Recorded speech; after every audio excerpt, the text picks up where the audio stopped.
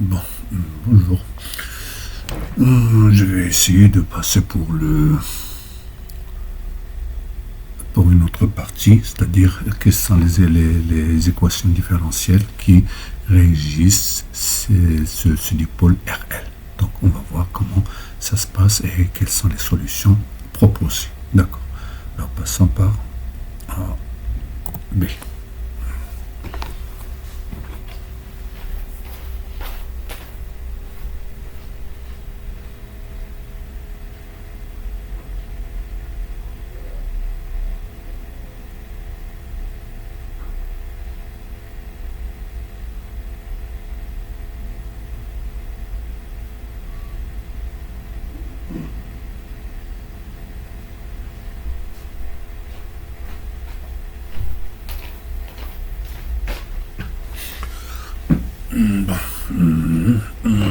Passons aux choses sérieuses. Alors, regardez avec moi.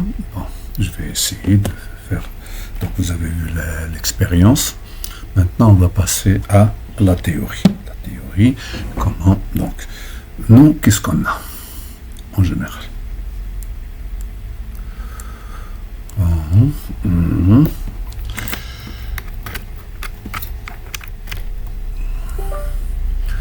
Bon, qu'est-ce qu'on a? On a un schéma. Donc, on traite le schéma premièrement.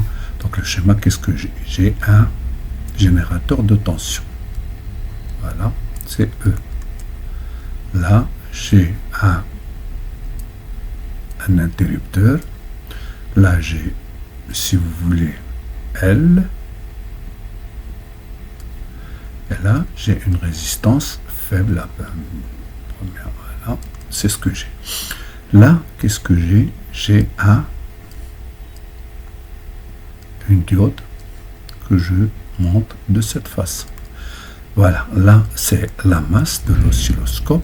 Et là, c'est l'entrée. Donc, regardez, lorsque je ferme, donc il y a un courant I qui va venir ici. Donc, lorsqu'il vient ici, c'est un nœud. Donc, il va me donner I1 et là, I2. D'accord? Là, c'est dans la convention récepteur, ça, c'est UL, au bord de la bobine. Et là, c'est UR. Alors, regardez là, c'est la diode D. Donc, D, donc, en inverse. S'il est en inverse, c'est-à-dire la résistance en inverse, à peu près est égale à 1 infini. C'est-à-dire I2 ne passe pas. Donc, I2 est égal à 0, ce qui me donne que I1 est égal à I. D'accord. Faites attention à ça. C'est-à-dire, c'est ça. Donc, c'est-à-dire, le courant, il va passer seulement comme ça. D'accord? Donc, il ne va pas passer dans cette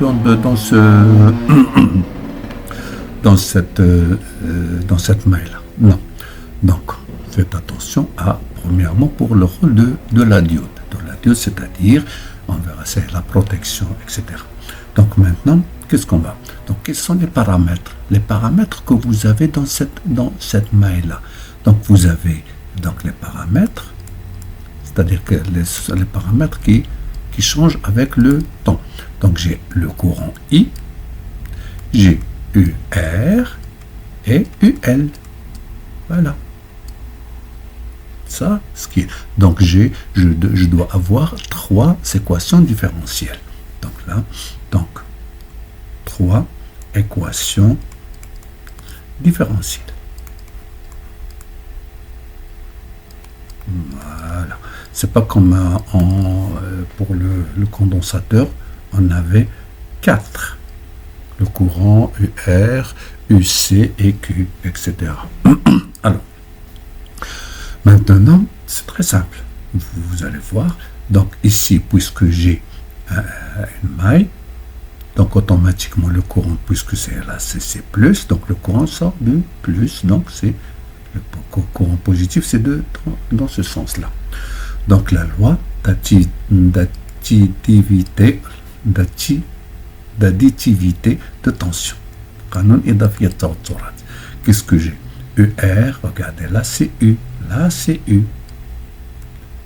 l'échelon de tension, U. Donc, regardez là. Donc, I, donc en fonction de temps, U. Tant que l'interrupteur K est ouvert, U est égal à 0. Regardez là. Voilà, c'est 0. C'est quoi là? Ça, c'est lorsque la fermeture de K. Une fois la fermeture de K de U est égal à E. Donc, c'est, voilà, le passage instantané de 0 à E. C'est pour ça qu'on dit qu'il y a un échelon de tension montre.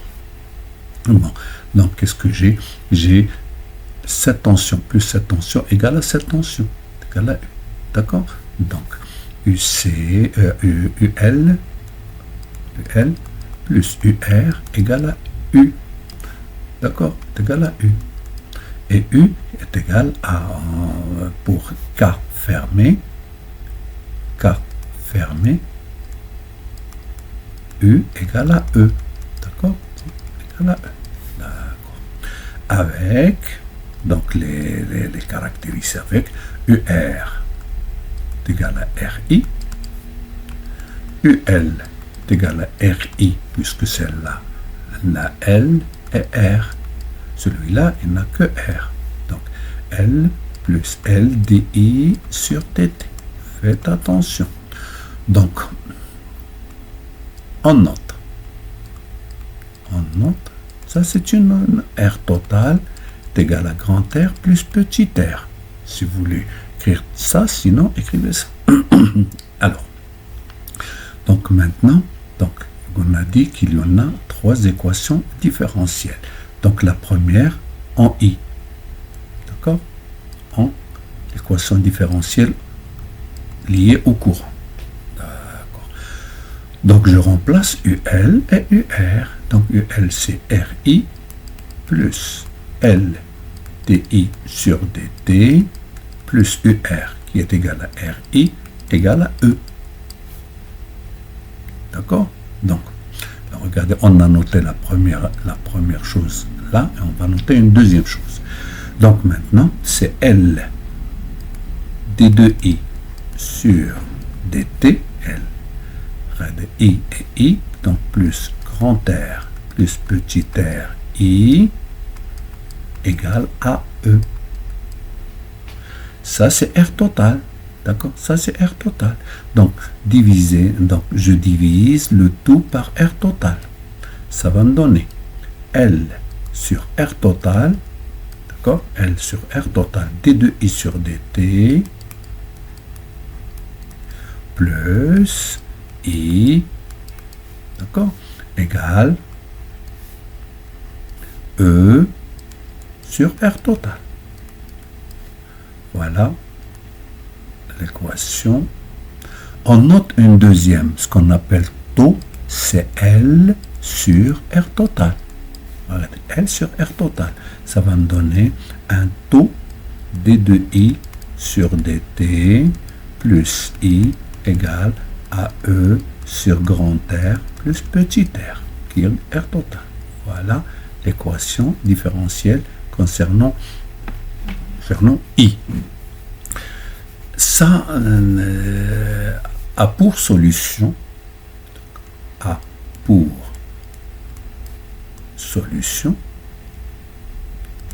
de la forme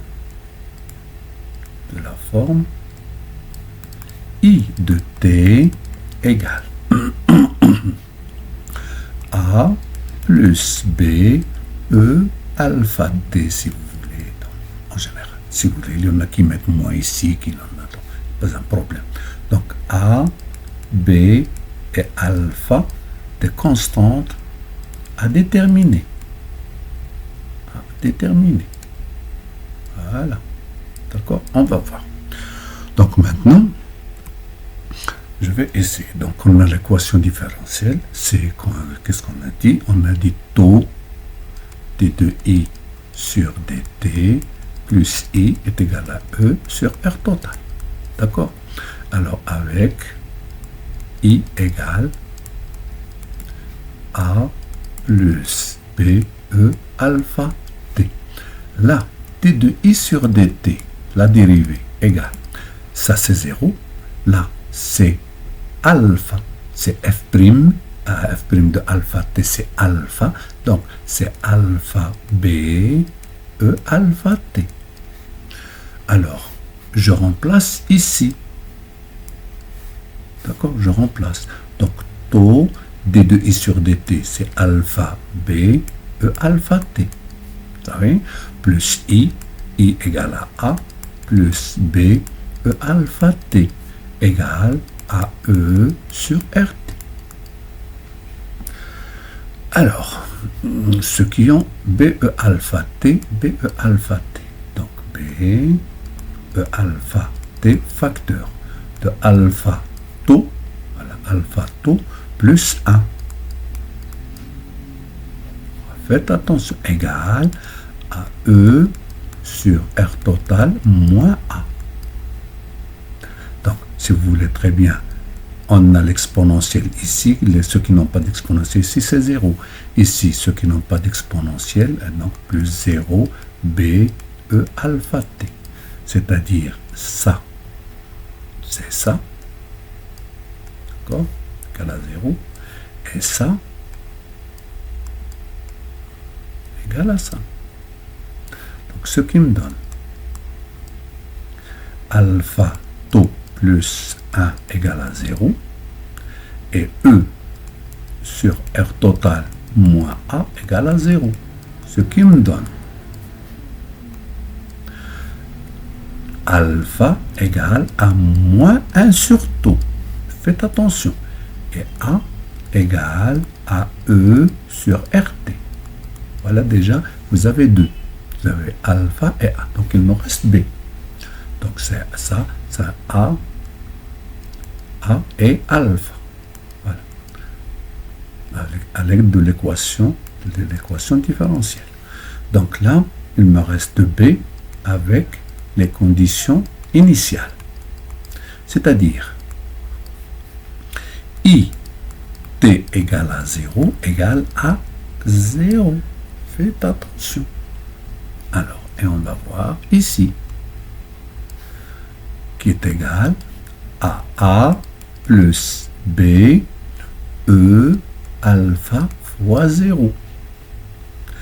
E à la puissance 0, c'est 1. Donc, qui est égal à A plus B, qui est égal à 0. C'est A. Ça vaut combien? Donc, ce qui donne E sur RT, qui est égal à A, plus B égale à 0.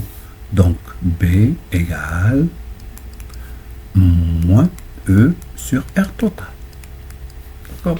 Et je remplace. Donc, ça va me donner I de T égale à A. D'accord? A, c'est E sur R total. Plus B, c'est-à-dire moins, là voilà, moins E sur R total. E alpha, c'est moins T sur taux. D'accord? Qui est égal E sur R total, facteur de 1 moins E moins T sur taux. Donc, vous connaissez très bien maintenant la forme du courant qui est égal à, voilà, T, ici I, et là c'est IP. Ça, je fais la I en permanent. Ça va me donner, ça c'est l'asymptote, et voilà, ça va, oh, voilà. D'accord? Donc, vous avez ici votre courant. Bon, une fois on a le courant, donc ici, je peux multiplier par R, et ça me donne UR. C'est UR, c'est ce qu'on a visualisé à l'oscilloscope. Ce qu'on a visualisé, donc, pas de problème. Donc, vous avez donc la forme de I, c'est la même forme que UR seulement. Les valeurs qu'on va trouver, il faut diviser par R, qu'on a pris 4,7, et on trouve IP. On trouve UR, pas IP. Bon, c'est UR. Alors, maintenant, on a I, donc, maintenant, on a l'équation différentielle de I, et on a sa solution. Alors, puisqu'on a I, donc on va trouver UR. L'équation différentiel en UR. D'accord? Puisque I est égal à UR sur R. Donc on a taux d de I sur dt plus I est égal à E sur R total. D'accord? Donc c'est ce qui me donne taux d de I, taux d de I, donc c'est d de I sur dt est égal à 1 sur R, d de UR sur dt. Voilà. Donc t taux sur R, t de UR sur dt plus I UR sur R est égal à E sur R total. C'est-à-dire E sur grand R plus petit r. Alors là, regardez là, multiplions par R. D'accord? Ça va me donner taux d de UR sur dt plus UR est égal à E fois R sur grand R plus petit r. Voilà. Voilà. Solution. Donc, solution, c'est la même chose. C'est de UR égale à A plus B E alpha T. Mais connaissant I, si vous voulez une deuxième méthode, connaissant I, qui est égal à E sur R total, c'est ça? 1 moins E moins T sur tout. Donc là, regardez, je multiplie par R. Si je multiplie par R, elle va me donner UR. D'accord. C'est R, E sur grand R plus petit r, facteur de 1, moins ou moins T sur tout. Voilà la solution de UR.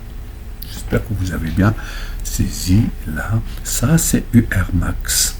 Là, si vous voulez, c'est UR max 1 moins ou moins T sur tout.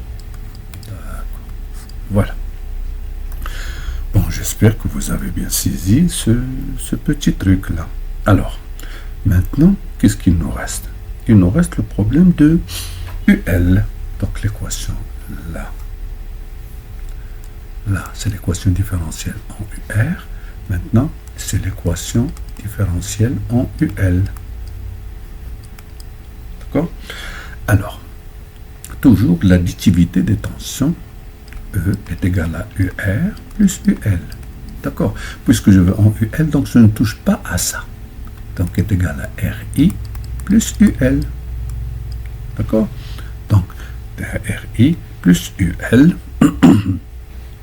Si vous voulez, il y a un courant, donc ce courant doit être en fonction du UL. Donc, bon. Donc, c'est RI plus petit RI plus L DI sur DT. Ça, en général. Voilà UL. D'accord. Donc, ce qui me donne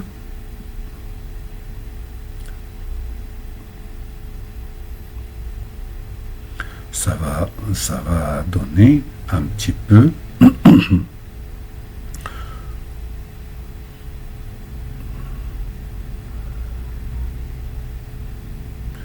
bon, on a trouvé où es-tu? Donc c'est I. Si vous remarquez très bien, dans UL il y a D sur DT. UL, il est proportionnel à DI sur DT. Donc automatiquement, qu'est-ce qu'il faut? Il faut dériver. Dérivant par rapport au temps. Ça va me donner T de E sur DT égale T de UR sur DT plus T de UL sur DT. E est constante, donc égale à 0. D de UR, c'est R, D de I sur DT. D'accord? Plus D de UL, c'est R, D de I sur DT, plus L, la deuxième dérivée. Dérivée seconde, D2 de I sur dt carré. D'accord? Donc, alors, d de UL sur dt, elle est là. Alors, qu'est-ce qu'il me faut? Donc, maintenant, ça égale à 0. D'accord? Ça est égal à 0. Faites attention. Donc, UL. Donc, maintenant, qu'est-ce qu'il faut? Je veux faire attention à, il me faut I et D de I sur dt. Voilà. Alors, regardez là. DI sur dt, donc j'ai grand R plus petit r, DI sur dt. Plus L D2 de I sur dt carré égale à 0. D'accord?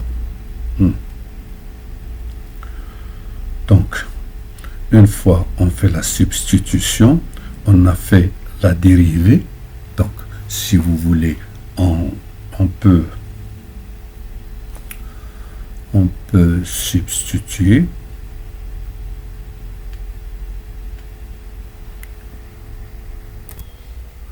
Voilà, alors, je continue. Donc, comme j'ai dit, on a E, regardez ici, la E est égal à UR plus UL, est égal à RICL, ça c'est classique, mais ce qui m'intéresse, c'est qu'il faut prendre la dérivée, parce que ici, L, il y en a D de U sur dt et UR en I, c'est-à-dire UL. Donc, pour avoir UL, donc il faut la dérivée de I. I sur dt, donc automatiquement je vais retirer I et je dérive. Donc ici si je dérive, ça va me donner d de E sur dt égale à 0, soit d de UR égale à moins d de UL sur dt. Mais si vous suivez le calcul, vous allez tomber ici. Mais regardez, je vais éclaircir un petit peu. Donc là, qu'est-ce qu'on a dit? On a dit E égale à RI plus UL. D'accord? Ça va me donner un courant. I est égal à E moins UL sur R. C'est la première des choses. Alors, puisque j'ai dit, donc il faut dériver pour avoir DI sur dt, ça va me donner D de I sur dt égale 1 sur R, d'accord? 1 sur R, D sur dt de E moins UL. E, D de E sur dt, c'est 0. Il me reste un moins qui est égal à moins, d'accord, à moins 1 sur R, D de UL sur dt. Voilà, moins 1 sur R, D de UL sur dt. Et puisque bobine idéale, pour avoir une solution un peu simple. So, UL égale à LDI sur dt. Voilà. Donc, vous voyez très bien pourquoi j'ai mis tout ça. Donc, UL égale... donc, on prend place, donc UL est égal à... Donc, regardez, DI sur dt égale moins L sur R D de UL sur dt. Voilà. Donc, ce qui va me donner L sur grand R D de UL sur dt plus UL égale à 0. D'accord? Voilà. UL égale à moins L sur donc UL donne qui donne UL égale. Donc ce n'est pas ça, il faut dériver l'équation complète. Pourquoi il y a ce problème-là?